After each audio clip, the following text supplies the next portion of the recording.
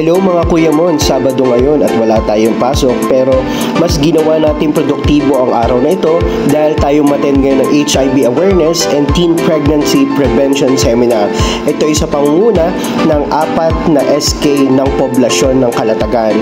At tayo nakarating dito pasasalamat sa pag-imbita sa atin ni SK Janice Odo ng Barangay 4. Ito ay inisponsoran ng Bagong Calatagan Movement sa pangunguna ni Sir Rico Puno, kasama na syempre dito ang ating mabait na school administrator, Ma'am Sheila Odyssey Gonzales.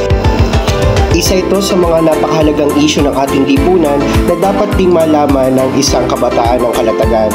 At napakaganda at mayroong inisyatibo ang ating mga kabataan tulad ng ating sangguniang kabataan na magkaroon ng mga ganitong klaseng programa na magkakaroon ng kalaman ang mga kabataan sa poblasyon or sa Calatagan sa mga ganitong uri ng usapin.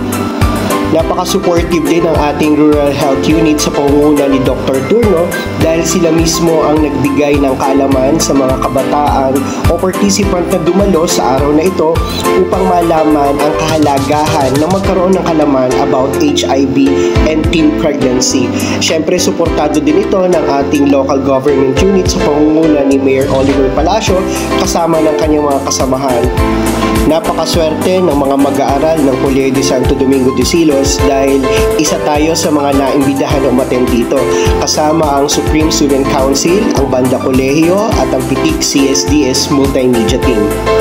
Sa huli ay nagkaroon ng HIV screening para sa mga kabataan na dumalo dito para masigurado ang kanilang kaligtasan at ang kahalagahan ng kanilang kalusugan.